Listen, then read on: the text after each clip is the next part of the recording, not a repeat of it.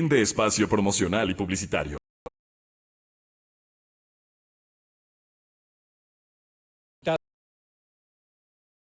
Es placer el tenerlos acá en las instalaciones de la Radio Cadena Democracia. Hay una buena y generosa actitud de la ciudadanía ante una alerta sísmica que siempre usted la ha promocionado con oportunidad y mucho talento. Yo diría, nos ha mantenido en vigilia sin asustarnos. Estaba recordando justamente al exalcalde Roque Sevilla en la oportunidad que tuvimos una emergencia igualmente complicada, lo del Pichincha.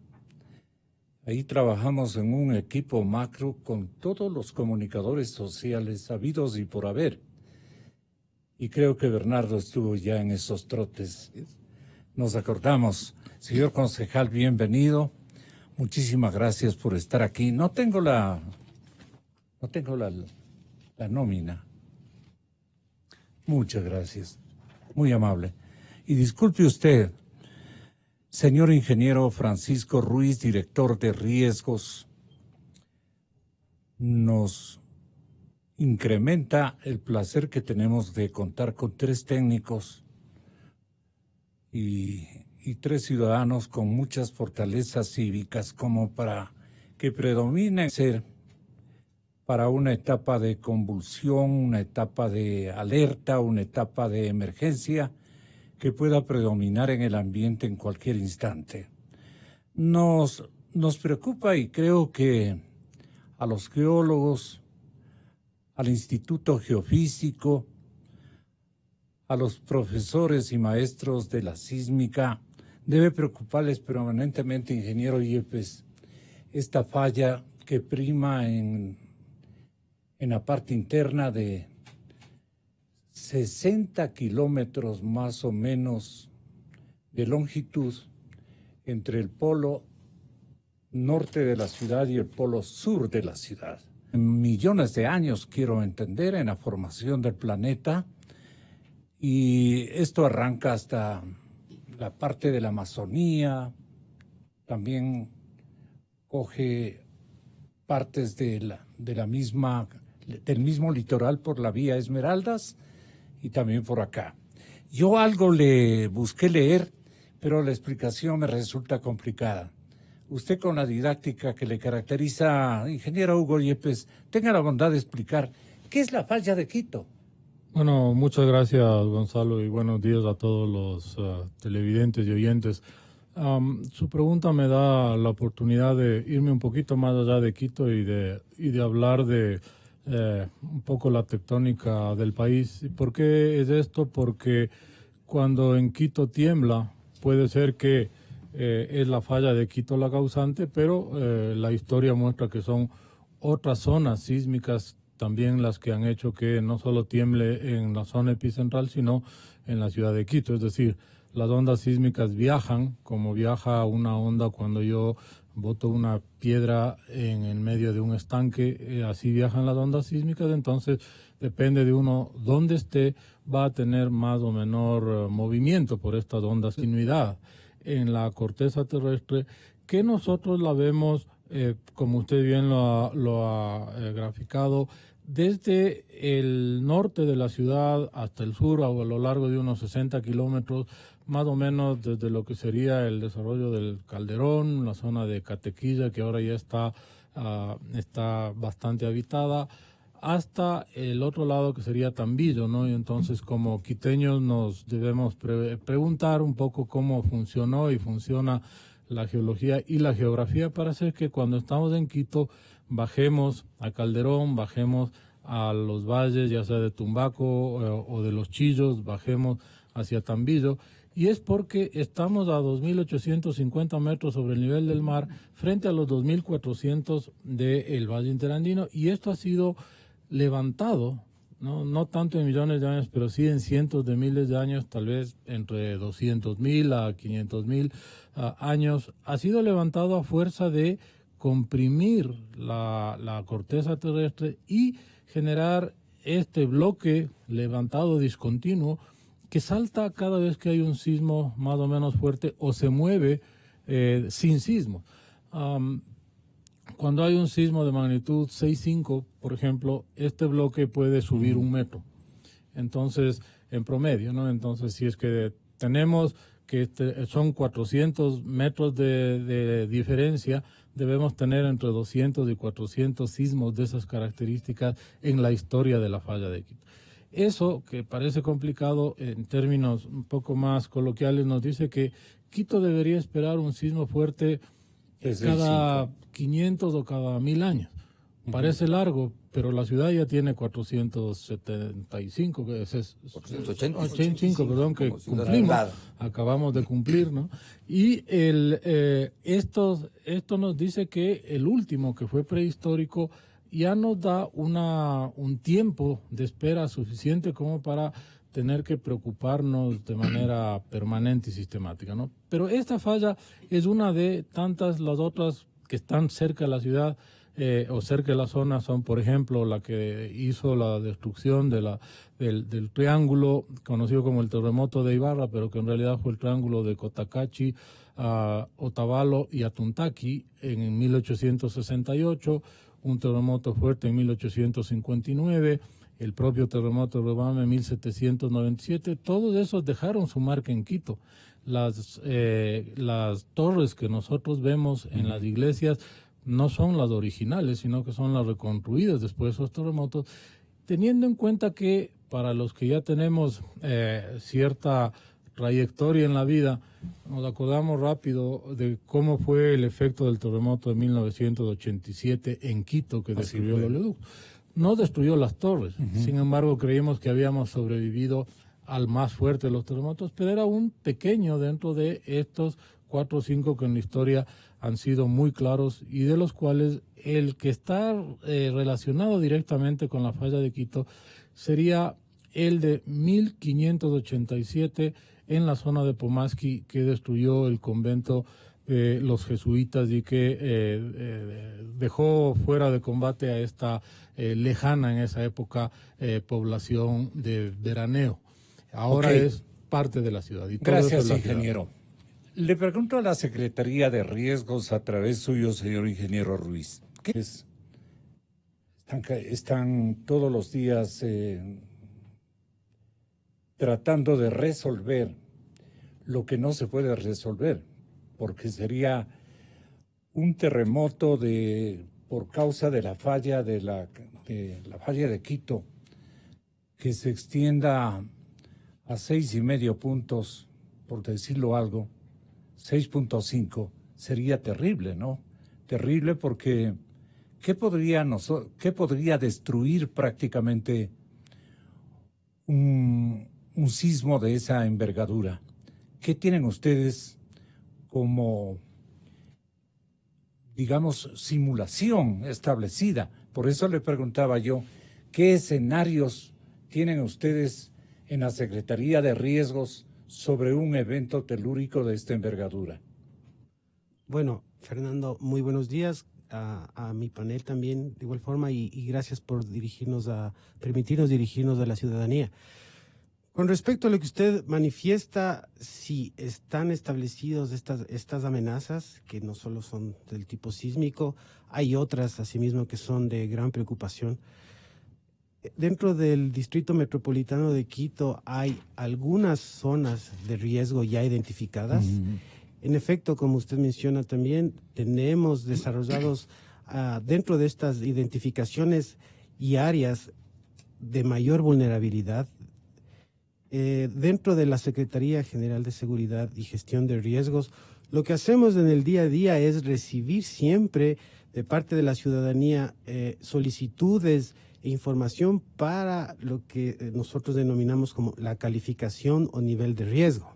Yeah. Esto se va dado o se solicita a través de, por ejemplo, cuando un ciudadano necesita hacer una construcción o se pide este criterio técnico para saber que si es que la zona en la que la zona de interés, ellos requieren realizar una obra de infraestructura, nosotros a través de la Secretaría realizamos esta Ya, evaluación. eso es la parte administrativa que pertenece a ustedes. Yo le estoy preguntando técnicamente, ¿cuál podría ser el desbarajuste que genere un macrosismo gigante que afecte a nuestros valles, que tome contacto con las mayores elevaciones dentro de la urbe y dentro de esta longitudinal expansión de la falla de 60 kilómetros? ¿Cuáles serían los efectos que ustedes tienen inventariado podrían producir? Correcto. Sí, como le mencionaba en la introducción, la vulnerabilidad de diversos sitios está identificada. Zonas del sur, por ejemplo, se verían muy afectadas el momento en que ocurre y que tengamos un evento de esa naturaleza. En el norte, asimismo, otras zonas también son identificadas claramente. Lugares donde tenemos, por ejemplo, zonas como las laderas del Pichincha, asimismo, que han sido rellenadas, donde tenemos algunos casos en los que el ser humano ha intervenido. Y obviamente eso lo que haría es, el momento de que se detone un evento de esa naturaleza, tengamos ya un escenario bastante ¿por qué puede complicado. desajustarse? Bueno, Por darle esa tónica. Las fallas, creo yo, vienen a ser casi las señales de la falla, de la única falla, vienen a ser las colinas. Quiero entender que eso se describe de esa manera. Si nos puede ayudar el ingeniero Yepes. Sí, cómo no. Cuando hay esta compresión tectónica, este empuje de las placas de Nazca contra el continente, se produce una gran arruga, que son los Andes. Los Andes es el producto de, ahí sí, millones de años de empuje de la placa de Nazca contra el continente. Y localmente, entonces, ese mismo empuje genera este levantamiento del que hablábamos, pero que en la geografía de la ciudad se muestra también no solo como un levantamiento, sino como un pliegue, como una arruga, que es como si nosotros estaríamos doblando este papel. Al comprimirlo, lo doblamos así se genera esta arruga. ¿Por dónde atraviesa la arruga quiteña? Y entonces la falla estaría aquí abajo, ¿no? Metiéndose hacia abajo. Y cuando hay un terremoto salta esto y libera la energía como un resorte. Entonces, ¿cómo vemos en la ciudad eso? Lo vemos que hacia el este de la ciudad tenemos las colinas de Puengasí, las colinas de la parte doblada, plegada de Catequilla. Todo eso es producto precisamente de ese levantamiento del bloque, pero también de esa deformación del bloque. Y entonces, en Quito no podemos poner un dedo en la falla, sino que podemos mostrar cómo este bloque y esta geología no tiene otra explicación sino que el movimiento recurrente de la falla de Quito. Y efectivamente, ¿no? Esto genera que haya una amenaza común para toda la ciudad, es decir, si se mueve 20 de los 50 kilómetros o 20 de los 60 kilómetros o los 60 kilómetros, tendremos diferentes magnitudes de sismos, ¿no? El de 60 kilómetros estará sobre los 6,5, uno más corto estará sobre los 6. ¿Por qué le llaman falla inversa? Se llama falla inversa porque va en contra de la gravedad, ¿no? Si es que nosotros tenemos un plano inclinado y ponemos algo arriba, se resbala hacia la gravedad, es decir, se resbala. Pero cuando tenemos una compresión en ese plano inclinado no baja, sino que sube. Por eso Quito sube, por eso Quito está 400 metros sobre el Valle Interandino, porque la falla, así donde se muestra geográficamente, penetra debajo de la ciudad. Y la ciudad, todo el Pichincha está empujando y está subiendo esos a lo largo de este plano inclinado. Digamos, una escuela de geología como para combinar con el cabildo que amplíe estas visualizaciones de parte del público para afrontar una emergencia de tremendas consecuencias que podría gestar un sacudimiento, digamos, de esta falla. Han ocurrido eventos, pero para que que su actuación sea verdaderamente ejemplar, como ha ocurrido siempre, por ventaja y fortuna. El Cabildo quiteño, ¿qué puede hacer frente a una circunstancia de esta naturaleza?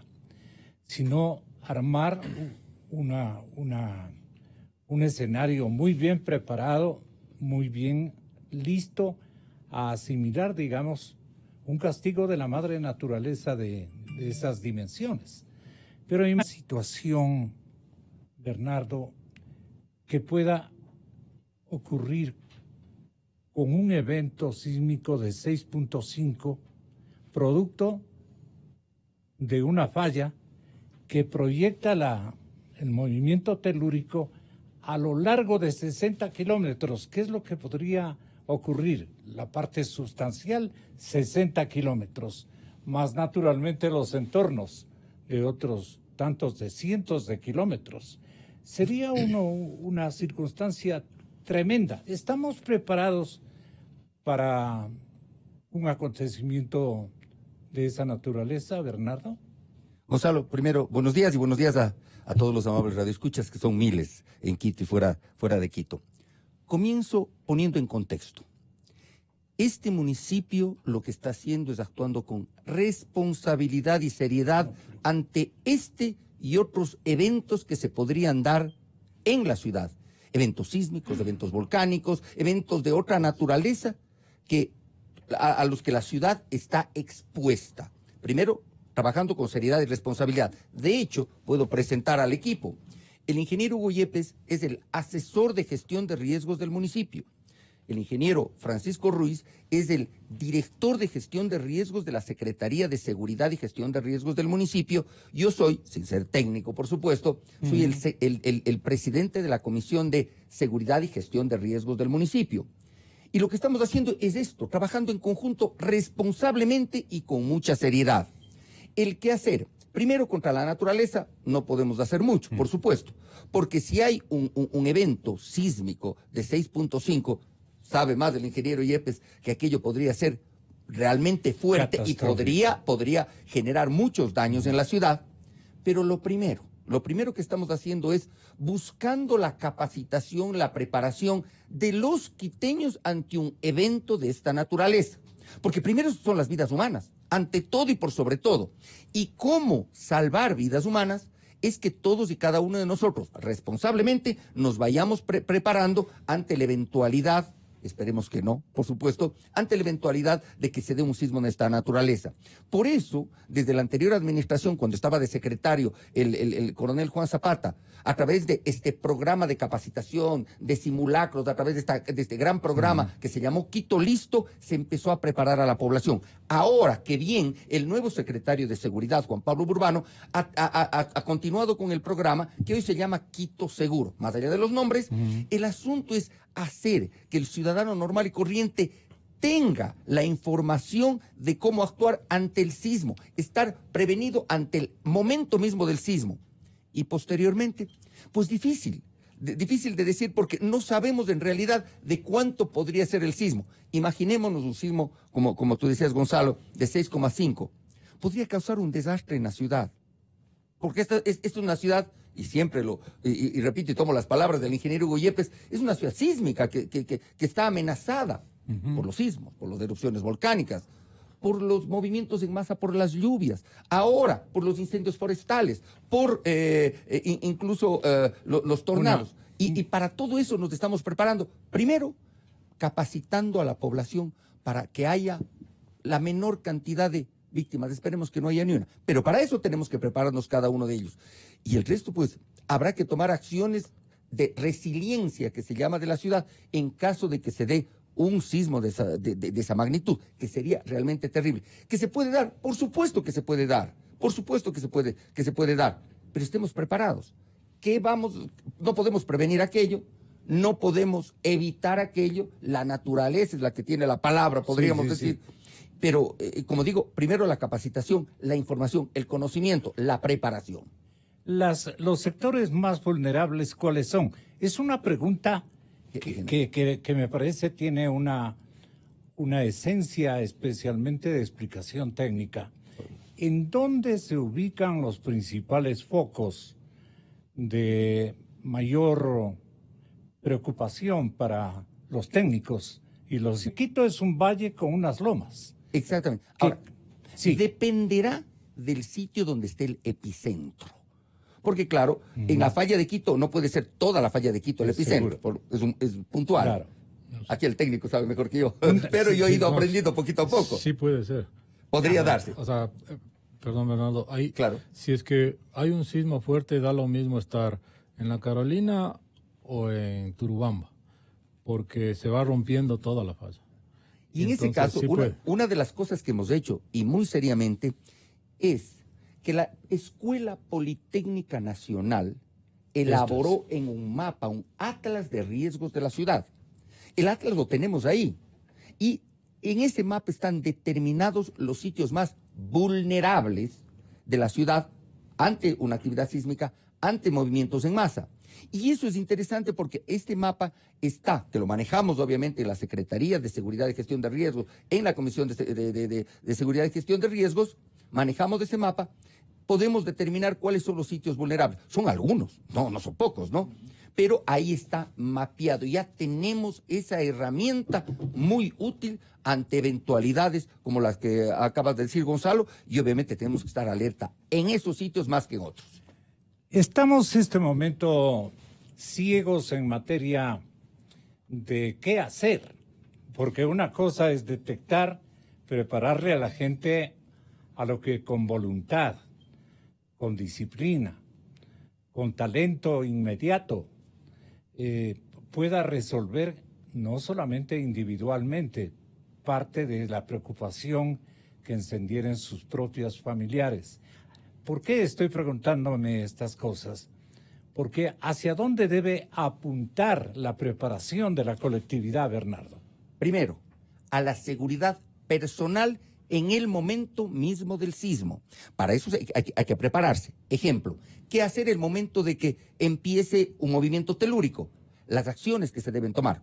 Este momento, si aquí se diera en Radio Democracia, 8º piso de este edificio Pucará, ¿qué es lo que debemos hacer? Pues inmediatamente nosotros deberíamos meternos debajo de estos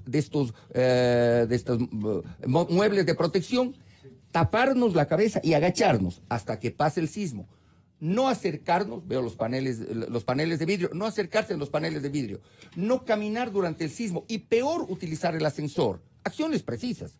Tenemos que esperar a que termine el sismo. ¿De qué magnitud? Pues no sabemos. Esperaríamos de que no sea mayor. Luego de eso, bajar por las escaleras sin atropellarnos, lentamente, con seguridad. Posiblemente se vaya la energía eléctrica y obviamente ir cada uno pegados a los otros suavemente. De aquí caminaremos al Parque de la Carolina, que es uno de los sitios seguros.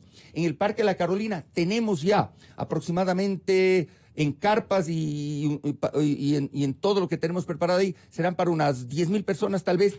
Está todo listo para que los equipos, por ejemplo, de agua, de maseo y todo, lleguen y se podría albergar ahí unas 10,000 personas porque es uno de los sitios seguros Las más grandes de Quito. autorizaciones de construcción, ahora Esa es sí otra cosa. viene Normas de y construcción. cuenta.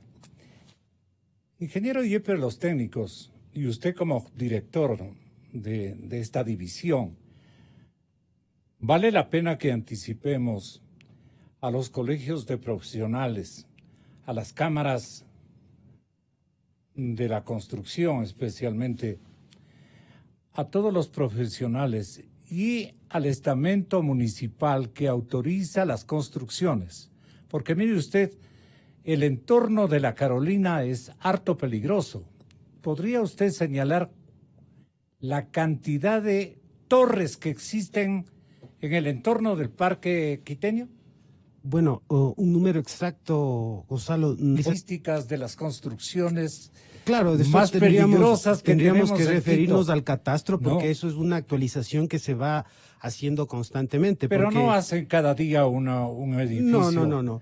No. Según la ley, cada 2 años Usted se debe tiene actualizar que tener ese catastro. flamante las estadísticas de las Sí, de la- y se tienen. Se de- tienen de los esos elementos que datos. se están construyendo. Por ¿Qué le supuesto. parece al concejal Lava de esta circunstancia?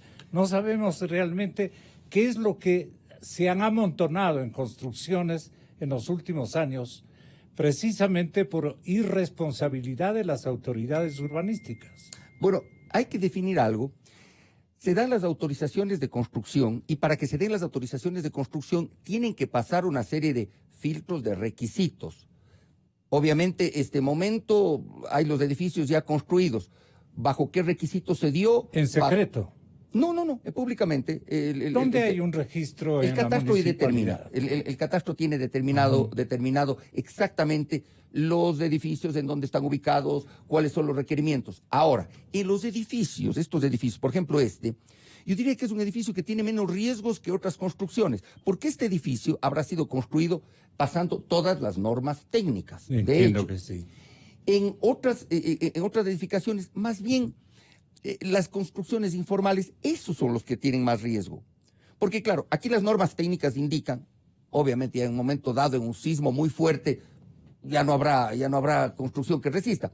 Pero tiene unas normas técnicas que tienen que pasar, que son estrictas. Y, repito, este edificio y los edificios alrededor me parecen más seguros que los edificios o las construcciones, muchas de ellas marginales, que no llevan, no se sabe cómo fueron construidas. Y eso es el riesgo. En la avenida de los Chiris usted ve que crecen las torres a una velocidad impresionante. Las autorizaciones municipales se producen como encanto, rápidamente. ¿Ahí no creen que hay un núcleo de corrupción muy importante? ¿Y qué nos dicen los técnicos, especialmente el señor ingeniero Ruiz? Y los municipios, los señores ediles, han hecho una revisión, un inventario de los peligros y se me ocurrió preguntar esto porque dicen, antes teníamos la experiencia o la aspiración de que en la Carolina, llegando allá está nuestra solución. Yo me he preocupado desde diferentes latitudes del entorno de la Carolina, observar los peligros que subsisten en estos edificios y los permisos de construcción. Medio, tú estás mirando un ángulo, se han producido 8 más en el entorno. Es decir, hay una velocidad increíble en las autorizaciones de construcción de torres, porque es un sitio urbanísticamente más interesante para sus ventas. Pero el peligro que se cierne respecto del área de la Carolina nos va a describir el ingeniero Hugo Yepes. Sí, bueno, me parece que sería conveniente el ordenar un poquito la discusión en este sentido, ¿no? El construir en altura no es malo, o si no, Tokio no estaría ahí y es una zona recontrasísmica. San Francisco, Los Ángeles, el propio Santiago de Chile. Y más bien la posibilidad de construir en altura con más ingeniería y sobre todo con más inversión hace que eventualmente puedan ser más seguros que los otros. No necesariamente, pero sí eventualmente. Eso por un lado, pero por otro lado hay un plan de desarrollo urbanístico de la ciudad que establece las zonas en las cuales se genera la posibilidad del uso del suelo con edificios en altura, y este plan además ahora va a estar moderado por esta visión de futuro que se tiene en la ciudad. ¿Cuál es la visión de futuro que la maneja muy bien Fernando Carrión? Y es que la ciudad en un corredor va a crecer en altura porque se va a desincentivar la expansión urbana hacia las periferias, que son muy caros, ¿no? Es decir, llevar una tubería de agua hasta el este de Puembo es más oneroso para el mucho más cabildo. oneroso. Y por otro lado, las ciudades tienen que tender a ser más compactas porque debemos proteger, cuidar el entorno natural, nuestra producción de alimentos, etcétera. Hay una serie de cosas que los urbanistas lo manejan bien. Ahora, usted hacía una pregunta que es absolutamente pertinente. ¿En dónde están las vulnerabilidades? ¿No es cierto? Y esas vulnerabilidades precisamente ahora, ¿no?, ya con la posibilidad de estar en el municipio, las estamos empezando a definir. ¿Cómo se define? Y usted lo tiene muy bien, pero me permito recordarle a la audiencia que el riesgo está relacionado con dos factores. Uno es el terremoto, la amenaza, que es lo que hemos estado hablando desde mi óptica, pero ahora estamos también con el otro segundo factor, que es la vulnerabilidad. Es decir, si es que viene un sismo, ese sismo en realidad no mata a nadie.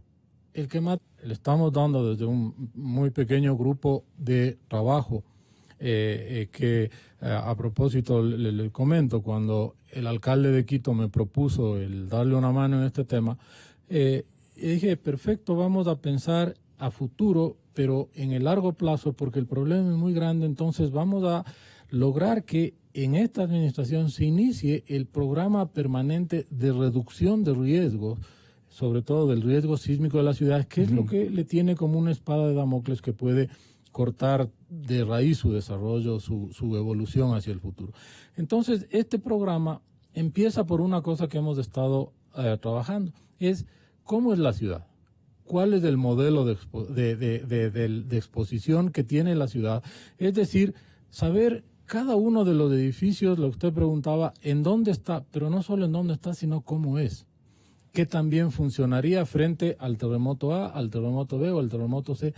Y es un proceso de construcción que estamos avanzando y estamos avanzando a muy buen ritmo, pero que nos permitirá en el próximo año hacer lo que usted pedía. Vamos a poner un escenario de sismo para ver el escenario de daño. Ya, una simulación en 6 grados 5 sería fantástico, incluso para que los miembros del Cabildo Capitalino, el señor alcalde, todas las autoridades locales, no solamente del municipio, sino del Estado ecuatoriano, cobren conciencia de lo que está ocurriendo. Y no ¿Quién solo puede, eso, perdón, ingeniero Yepes, quién puede darnos un certificado o una muy buena garantía de construcción en el municipio capitalino respecto de un edificio al que se nos ocurra indiciarle como muy peligroso? o al que se nos ocurra invertir o comprar un departamento ahí? El derecho del habitante es saber si esto tiene un nivel... Esa es la parte que a mí me interesa. Ojalá podamos producir preocupación e inquietud en el Consejo Municipal. Y usted puede ser un... Por supuesto, Bernardo. Gonzalo, como detalle, teniendo como asesor de gestión de riesgos al ingeniero Yepes y tomando en cuenta las normas de construcción actuales, los edificios tienen que pasar por ciudadanos a las entidades coordinadoras colaboradoras. Es, por ejemplo, el Colegio de Arquitectos y el Colegio de Ingenieros. Ellos, como expertos, determinan si los planos están bien y con las normas para que pueda construirse un edificio de 2, 3, 4, 5, 8, 10, Concejal, 20 o 40 pisos. Y compañero periodista, ¿usted cree que eso se está cumpliendo? Sí, actualmente sí. ¿Qué certeza tiene? Porque las entidades colaboradoras son entidades a las cuales se les fiscaliza en el buen sentido, pero no lo hacen los técnicos municipales, lo hacen los expertos. Y obviamente mal podría yo cuestionar o tener sospechas sobre el Colegio de Arquitectos, sobre el Colegio de Ingenieros, que son personas muy serias y que ellos son los que más bien han venido promoviendo a que se realicen las construcciones de la debida forma. Lo que dice el ingeniero Yepes es clarísimo. Construir en altura no es malo. Construir mal en altura con planos y con requisitos que no van acorde a una norma, eso es lo malo. Pero hay una norma estricta, que podría ser más estricta, pero hay normas estrictas para la construcción en altura. Mientras más pisos hay que obviamente poner mejores cimientos, hay que ir subiendo correctamente. Y hay revisiones que se hacen periódicamente durante la construcción para determinar el hierro que se utiliza, el tipo de cemento, etcétera, para que no haya riesgos. Repito, los edificios, diría yo, que son momento menos riesgosos que una casa que esté en la periferia y que no se sabe cómo ha sido construida. Muchas de las casas son construidas por albañiles empíricos, muchas de las casitas son construidas por pseudoarquitectos y eso es un problema. Los edificios tienen normas a las que tienen que regirse y son normas no tan estrictas, diría yo, como Chile, a eso se busca, se quiere llegar, no tan estrictas como Japón, porque obviamente Japón es un país que se anda moviendo todos los días, pero sí normas bastante estrictas que con la colaboración de funcionarios como el ingeniero Yepes, como el ingeniero Francisco Ruiz, se tienen que ir afinando. Pero por el momento las normas están bastante bien y los riesgos, por ejemplo, los alrededores de este sitio, que es Parque La Carolina, etcétera, diría yo que son menores a los riesgos que tienen en otros sitios de la ciudad. Así es. Sin embargo, sin embargo, Desde luego. no tenemos que despegarnos de la realidad. ¿Cuál es la realidad? ¿No es cierto? Y lo hemos hablado varias Porque veces. además este Gonzalo. testimonio de ahora lo voy a conservar. No, Lo voy a conservar. Así que tengan la bondad de decirnos la plena. como siempre, Gonzalo. El tema es que si es que nosotros vemos el efecto del terremoto del 2016 en una de las ciudades, en cualquiera de las ciudades, estamos haciendo una autopsia del proceso de la construcción, no solo de la norma. Y el tema es que nos falta muchísimo para cerrar el círculo en el proceso de la construcción. Es decir, la norma está escrita, hay que revisarla. Uno de los peores, yo diría, crímenes, no físicos, pero sí civiles que ha hecho el anterior régimen es esconder las evidencias de cómo fallaron esos edificios en esas ciudades y no aplicar el conocimiento a unas nuevas normas. No hay una nueva norma, que no es un tema municipal, es un tema nacional. No hay una nueva norma como en cualquier país civilizado que luego de un terremoto se revisa la norma para evitar lo que ha pasado. Pero insisto, no es un tema de la norma, sino que es un tema de toda la industria de la construcción, en donde el mayor factor de vulnerabilidad es la corrupción. Si es que uno va y vende una arena que no está certificada, está como, por ejemplo, en la costa, se usa la arena de mar con el aval de los alcaldes. Ejemplo, el alcalde anterior de Manta, que públicamente dijo, usen nomás porque así se usa en todos lados. Entonces, estamos generando unas vulnerabilidades que van a ser fiscalizadas con el siguiente sismo. Y la fiscalización del sismo en, por ejemplo, Puerto Viejo fue que el sismo no pasó el nivel de la norma. Es decir, fue un sismo normado dentro de lo que se establece las características del diseño y la construcción. Sin embargo, fallaron muchísimos edificios y fallaron muchísimas casas, pero porcentualmente fallaron más los edificios que las casas informales.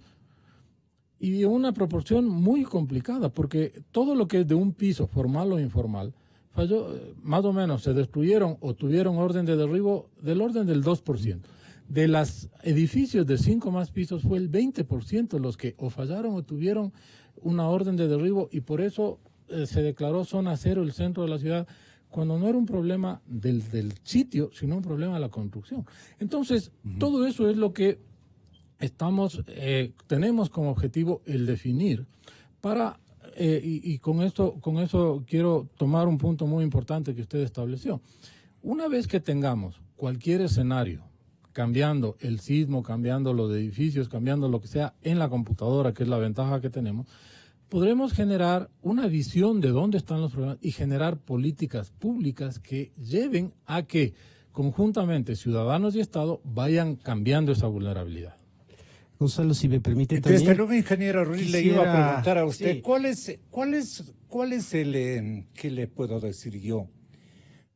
¿Cuál es el inventario? Le comencé diciendo, no encuentro otro término más claro y equivalente a mi preocupación. ¿Cuál es la lista o el inventario de aspectos que deben convocar a las autoridades correspondientes y a los técnicos de asesoría a renovar lo que ustedes dan en llamar como la norma en la capital de la República, la norma de riesgo sísmico? Es decir, este código permisible o no permisible, con autorizaciones de construcción o sujetas a no construir en esas áreas.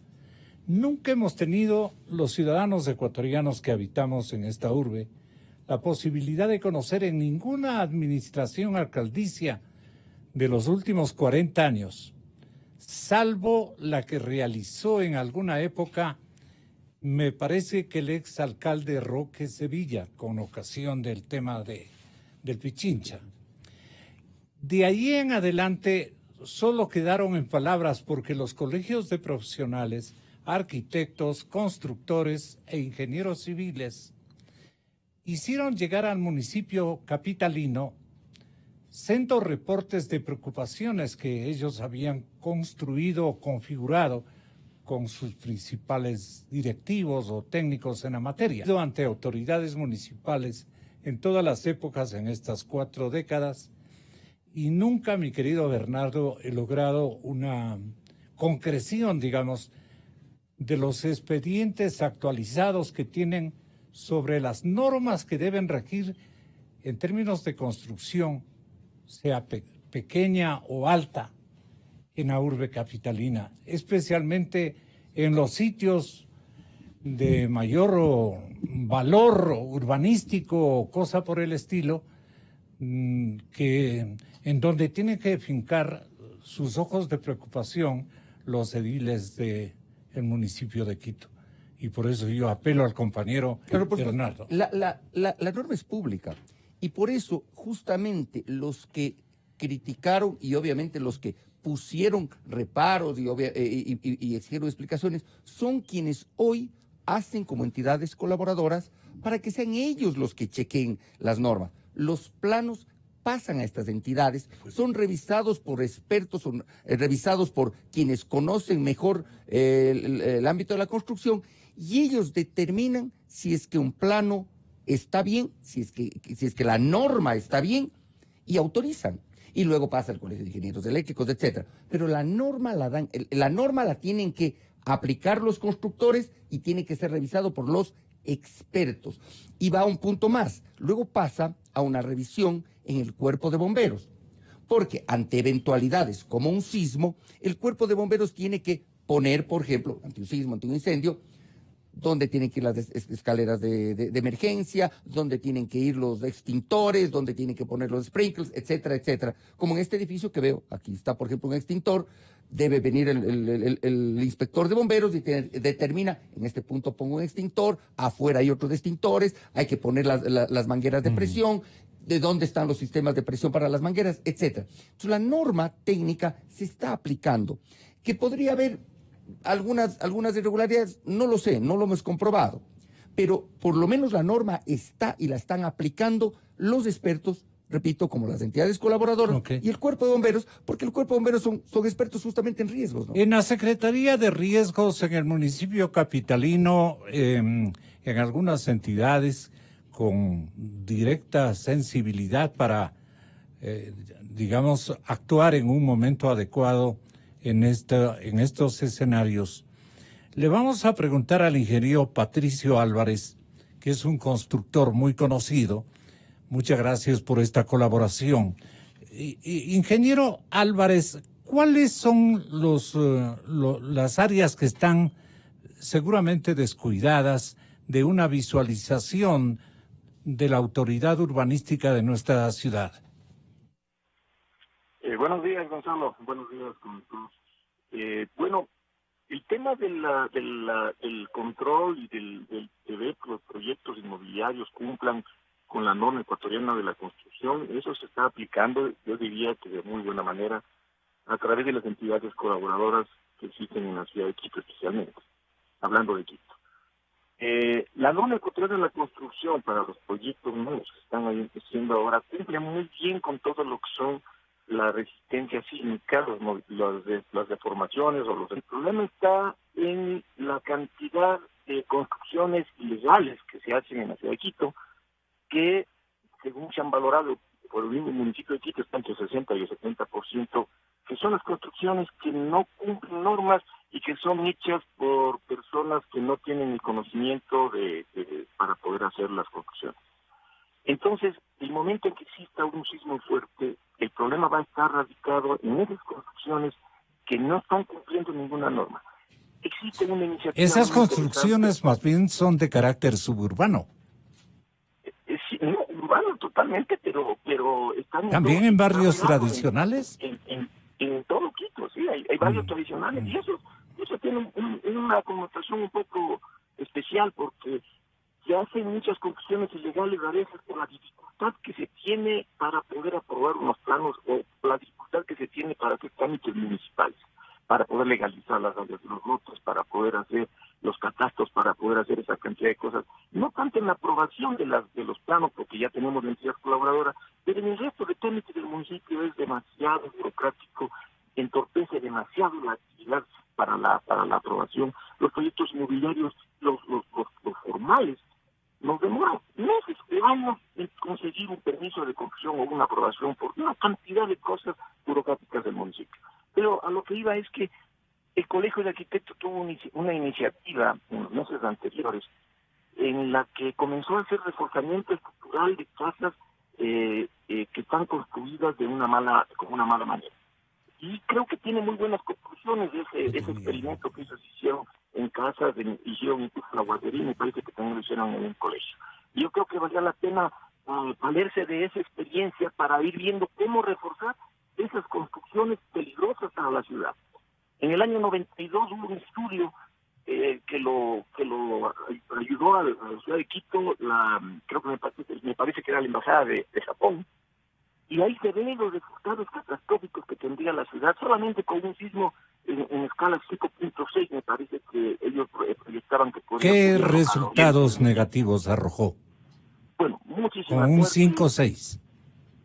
Sí, con un 5-6. Había muchísimas muertes, había destrucción global de muchas casas, especialmente esas que son vulnerables, ¿no? El problema de alcantarillado, de agua potable y todo. Entonces yo creo que vale la pena de pronto retomar ese estudio y hacer un nuevo estudio y ver cuál es la vulnerabilidad de la ciudad. Una especie de minga interinstitucional conviene este momento, que genere una iniciativa robusta de un inventario globalizado de cómo están las cosas avanzando, no solamente en el tema de las construcciones, que es una parte importante, pero parte a la final.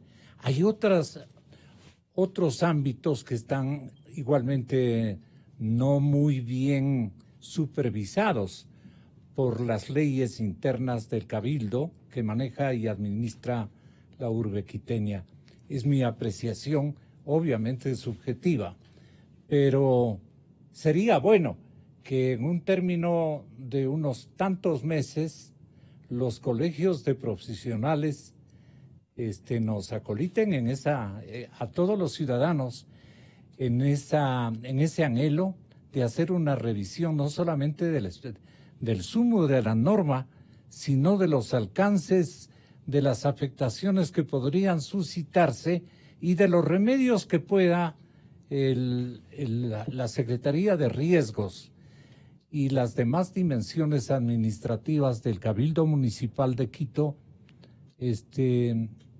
alentar para que sean promocionadas como una obligación no del municipio, sino de todos los propietarios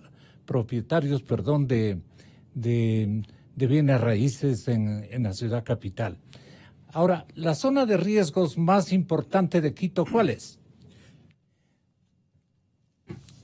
Gracias, Gonzalo. Yo quisiera también hacia el hecho de que a la vez que tenemos identificados estos escenarios, las vulnerabilidades, también debemos trabajar paralelamente en la prevención.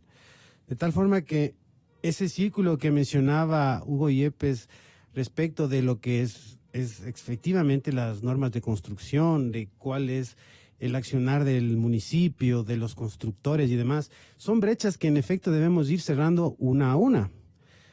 Por otro lado, también el municipio responsablemente a través de todos sus estamentos debe trabajar con la población en temas de donde se puede o se podría dar a raíz de que ocurra un sismo de esa magnitud. Pues, y lo que mencionaba también Hugo es que no importa en donde estemos ubicados, en realidad el sismo va a afectar a toda la ciudad, pero hay sitios más vulnerables que son efectivamente los que se tienen identificados. A ver, pero dígalos, porque yo le invité para eso. Bueno, entonces... Yo pensé que el diagnóstico lastimero, complicado, no ocultado, podía haberse difundido en este programa. porque lo que queremos es producir un remesón en las instituciones, tanto municipales como del sector público en general, para que haya una preocupación debido al alto crecimiento en construcciones de la urbe, que eso naturalmente nos alegra, nos contenta, porque Quito está creciendo. Quito se muestra ya como una urbe muy respetable, con una inversión gigantesca en materia de construcción, que genera empleo, genera trabajo multidisciplinario, todo eso para el bien de la ciudad. Pero estamos haciendo en esencia bien, atinando a también acoplarnos a los riesgos que existen, ingeniero Yepes, en la urbe quiteña. A esta hora, ¿qué podría usted decir como técnico en la materia? Bueno, yo vuelvo a decir lo que estamos haciendo. Estamos empezando a conocer el riesgo que implica conocer bien la vulnerabilidad. Usted insiste con derecho a decir cuáles son los sitios complicados. Dependiendo de la amenaza, yo le puedo decir que su barrio es un sitio complicado. No sé dónde vive, pero la amenaza le puede generar. O sea, sin embargo, es toda la urbe. veamos también la implicación de una declaración así sin mayor sustento y sobre todo sin soluciones. Su casa va a perder inmediatamente valor. ¿Debería o no debería perder? Eso tendremos que, como sociedad, aceptarlo. Lo que decía hace un rato.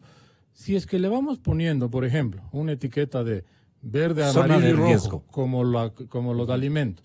Esto es rojo porque hemos detectado que no está bien. Le damos 5 años a que revierta ese rojo a verde mediante lo que los constructores saben hacer bien, que es el reforzamiento estructural, porque hay indicios de que no está bien. Entonces voy generando no solo un aspecto para ir disminuyendo la vulnerabilidad. ¿Ustedes tienen un catastro de riesgos que les ayude, o ustedes han asesorado a los colegios profesionales? ¿qué es lo que pasa, no? Todo el mundo habla de riesgos, pero nadie lo ha calculado hasta que estamos empezando a hacer eso en este pequeño grupo de trabajo. Se habla de pero ¿cuánto es el riesgo? ¿Dónde está el riesgo? Eso es lo que estamos justamente con estos escenarios, estas simulaciones que vamos a hacer. Vamos a establecer varios escenarios, varias posibilidades dentro de muchas incertidumbres que tenemos. Entonces, si es que usted quiere, podemos decir, a ver, vamos a ver cuáles son las zonas de máximo riesgo, las vamos a relacionar con la pobreza, la informalidad. Entonces, el municipio no tiene mapeado sus zonas de vulnerabilidad, pero el municipio tampoco tiene mapeado las zonas en donde se han ya legalizado estas invasiones y se han legalizado en papeles, pero no en la construcción. Y los colegios profesionales, los verdaderos hacedores de la construcción en Quito, en términos macros, ¿estarán conscientes de cuáles son las áreas y zonas riesgosas? Usted me dirá, señor concejal, los 60 kilómetros construidos en Quito tienen sus vulnerabilidades respectivas, porque Quito está hecho en colinas. Es una feria de colinas, desde Guayabamba, prácticamente este momento, hasta la ciudad de Machachi, y pasando la ciudad de Machachi inclusive. Hasta allá se ha extendido la urbe capitalina. Y los barrios y barrios y barrios que se van inaugurando por un asunto de sensibilidad y apoyo socioeconómico. Todas las autoridades tienen que disimular. Esto no se hace en México. En México, sí. Vamos al grano. Primero, saludo y debe seguir escuchándonos Patricio Álvarez, a quien saludo. Patricio Álvarez fue claro. Hay una serie de construcciones o de proyectos inmobiliarios que están ahí, en una tramitología burocrática del municipio terrible. Ese es un tema pendiente, pero diferente. Ya. Nadie va a invertir sobre algo que se va a caer. Aquello es ridículo. Todos van a... ¿Pero de qué depende? Depende de, por ejemplo, si toda la ciudad... La certeza que ellos tengan para escoger Exacto. los ámbitos de construcción. Sobre todo la norma técnica, ¿no? Y la norma técnica... Si el terreno es barato, lo compro y lo vendo a no cualquier tanto. ser humano. No tanto, porque los promotores inmobiliarios y los constructores de Quito, de lo que les conozco y he podido estar con ellos, hemos conversado una serie de cosas, son personas muy responsables. Más bien, lo que decía Patricio Álvarez, lo que dice el ingeniero Yepes, son más bien las construcciones informales, aquellas que se construyen sin norma técnica, sin planos, sin registros. Ese es el problema. Y obviamente, cuando se va a hacer una revisión, no quieren que entre las personas, lo mantienen oculto porque no tienen la norma técnica. Hay que reforzar los controles, por supuesto que hay que reforzar los controles. Pero repito, las construcciones formales, las que hacen los arquitectos, las que hacen los ingenieros, los promotores inmobiliarios, tienen todas las reglas. ¿Usted se responsabilizaría como comisionado del área si no es de la construcción? Pues, No soy de la construcción. Claro. El compañero edil que lleve ese gran encargo municipal y social. Pero la otra ocasión, usted recordará, ingeniero Yepes, usted es también un antiguo técnico funcionario del Geofísico de la Politécnica Nacional, y con usted hemos librado un sinnúmero de batallas de concienciación, especialmente cuando usted se ha quejado de un abandono de seguimiento de parte de las autoridades. En algunos ámbitos usted ha criticado en este medio de comunicación. Yo por eso he vuelto, por la experiencia nuevamente de la falla de Quito. Creo que es un asunto de responsabilidad comunicacional volver a insistir en la necesidad de hacer un inventario de las cosas, de actualizarnos en ver que estemos cumpliendo con normas y desafíos que nos plantea la coyuntura. Ese es el objetivo del programa. Y me parece excelente eso, Gonzalo. Debemos nosotros todo el tiempo estar alerta ante estos riesgos, vulnerabilidades en Quito. Si el ingeniero Yepes realizó esas críticas, hoy tiene la oportunidad, y lo está haciendo además, lo cual felicito, de ir responsablemente tomando la acción de controlar, de revisar, de hacer realmente una revisión de la norma técnica, de poner en el municipio. Y ustedes, al conocer que hay corrupción en las divisiones administrativas que permiten o autorizan las construcciones, ¿qué han hecho hasta este momento? A ver, yo no podría comentar sobre aquello porque yo no he tenido pruebas de aquello. Mal podría yo señalar a tal cual división, área, director, dirección del municipio sobre corrupción, porque no tengo las pruebas. Mal haría en eso. Sí, se habla de que hay lentitud en los trámites, por supuesto, de que en algunas ocasiones no son tan muy detallistas en algunas cosas, también. Pero decir que hay corrupción, mal podría yo señalarlo porque no tengo pruebas. Eso sería, ya entra en el campo penal. Pero si se detecta aquello, habrá que sancionar. Por supuesto que sí. Con usted también, señor arquitecto Fernando Carrión, asesor fundamental del señor alcalde de Quito. Fernando, perfecto. Podríamos sumar, digamos, observaciones y de que hay que contraatacar una ausencia de descontrol, pero no solamente atribuyendo a los barrios suburbanos, a los barrios populares, en donde la improvisación es el carnet, la improvisación es el carnet que exhiben gente irresponsable, que se dan de arquitectos, que se dan de conocedores en materia técnica. Y las permisividades es lo que yo me preocupo del municipio capitalino. Esas divisiones de control deben ser mejoradas, ingeniero Yepes, para que escuche también el señor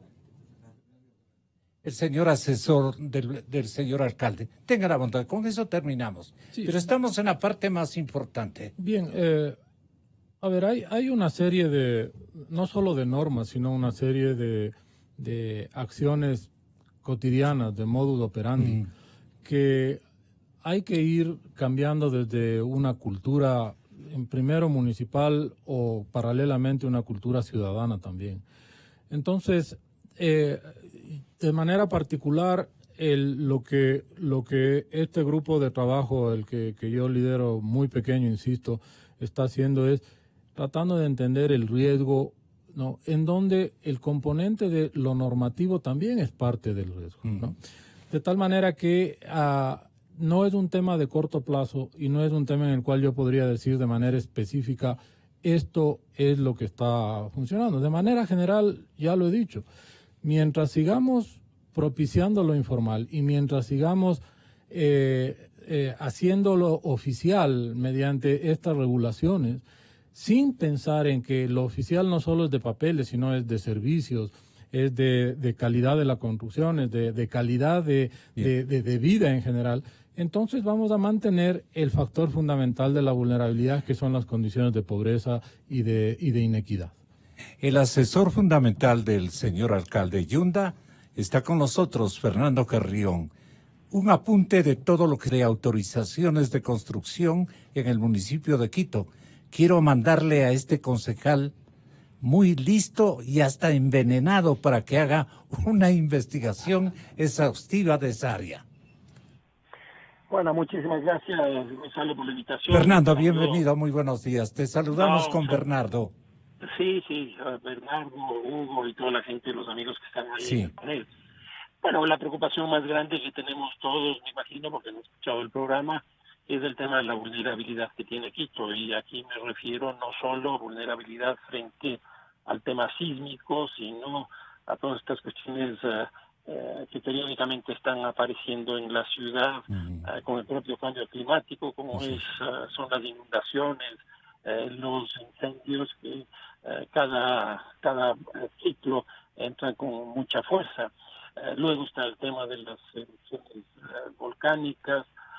Nosotros vivimos al pie de uno de los volcanes activos que tiene todo el distrito metropolitano, que si no me equivoco son 7 u 8. Y luego todo el tema sísmico.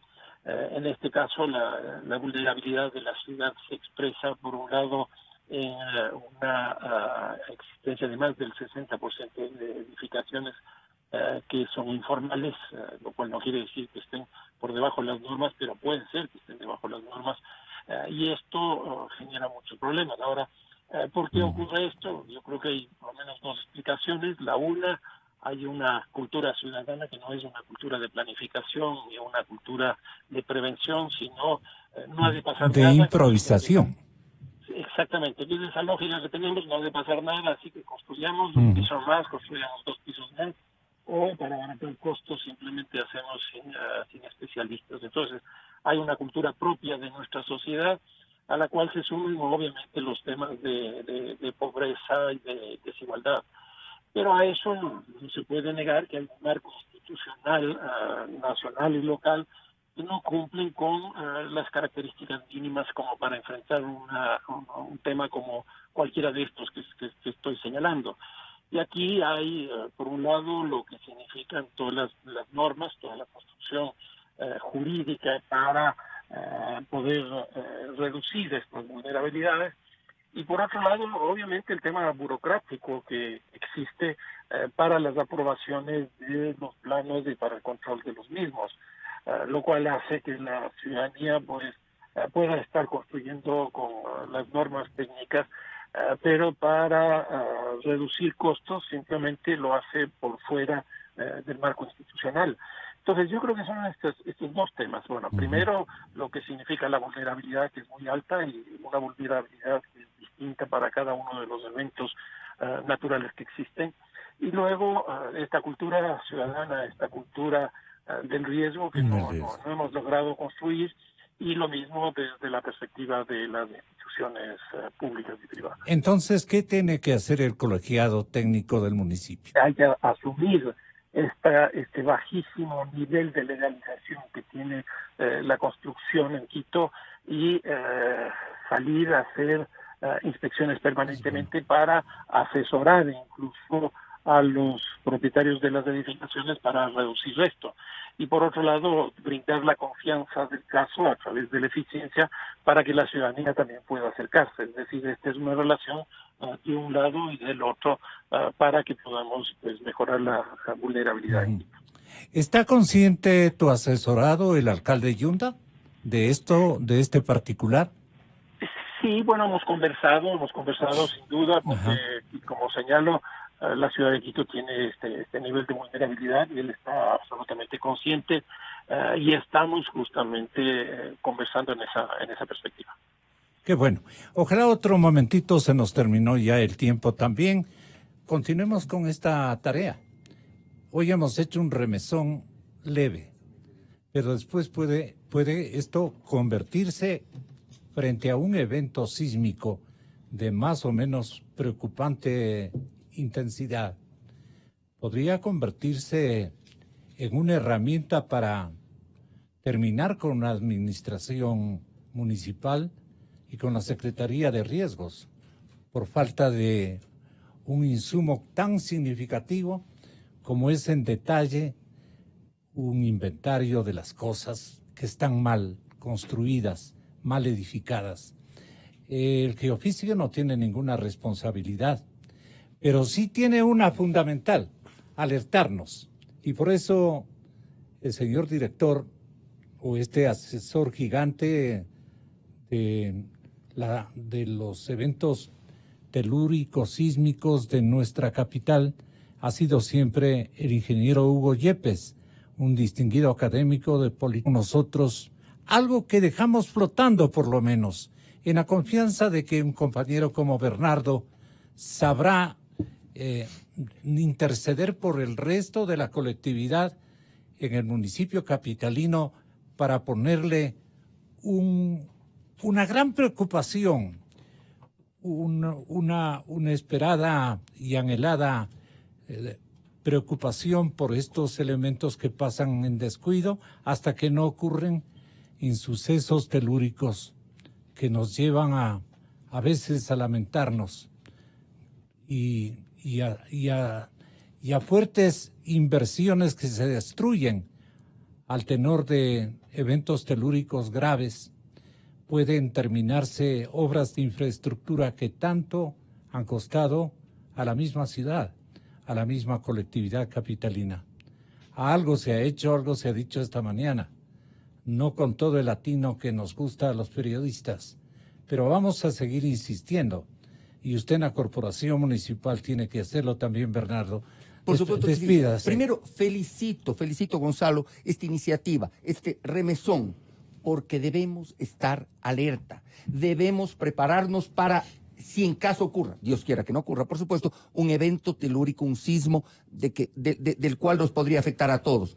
Preparémonos, tengamos las normas claras de cómo actuar en el momento del sismo, pero también preparémonos en nuestras construcciones, porque se hacen las revisiones. Ha empezado ya un proceso de revisión a través de la Secretaría de Seguridad y obviamente la Dirección de Gestión de Riesgos. Pero ¿qué es lo que ocurre? Se llega a una casita y dice, su casa no cumple con los requisitos. ¿Qué tengo que hacer? Tiene que reforzar. ¿Con qué plata, qué dinero? Porque eso es lo que dicen. Y tienen razón. Entonces, ¿qué? Se le dice a los señores propietarios, usted tiene que evacuar, usted tiene que salir de aquí porque no cumple la norma técnica. ¿Y dónde vivo? Ese es también el problema. Entonces, lo que dice Fernando Carrió me parece muy bueno. Motivar a que el ciudadano también se acerque, y ya lo han hecho instituciones públicas e instituciones privadas. ¿Sabe qué? No sabemos exactamente cómo está.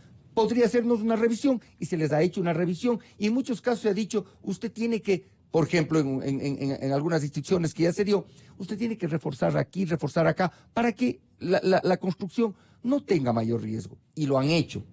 Pero eso, las personas que motivadas lo hacen. ¿Hay que hacer las revisiones obligatorias? Por supuesto que sí. Pero ¿qué hacemos si más del 60% de las construcciones son informales? ¿Cuánto podría costar el remediar aquello? Decenas de miles de millones de dólares. ¿Por qué es tan amplio ese porcentaje de informalidad en la construcción? Décadas no se vinieron dando los permisos respectivos, y yo diría que un mea culpa es también por la tramitología burocrática del municipio, ¿no? Y también porque tienen que cumplir normas técnicas, y una norma técnica cuesta, porque una cosa es poner 4 hierros de determinado diámetro en una columna, que poner 2 del tamaño del alambre. Entonces cuesta mucho más la construcción legal, una construcción segura, cuesta más. Y las personas en muchos casos no tienen ese dinero.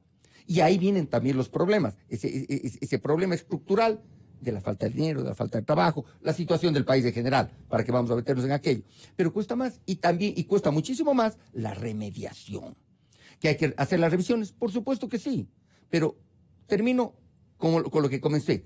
Estamos trabajando seriamente y responsablemente, y esto es parte del equipo que estamos trabajando en la Comisión de Seguridad y Gestión de Riesgos, en la Secretaría de Seguridad y Gestión de Riesgos, y con los asesores como Hugo Yepes y Fernando Carrión, buscando que el ciudadano, el quiteño, tenga un lugar seguro donde vivir.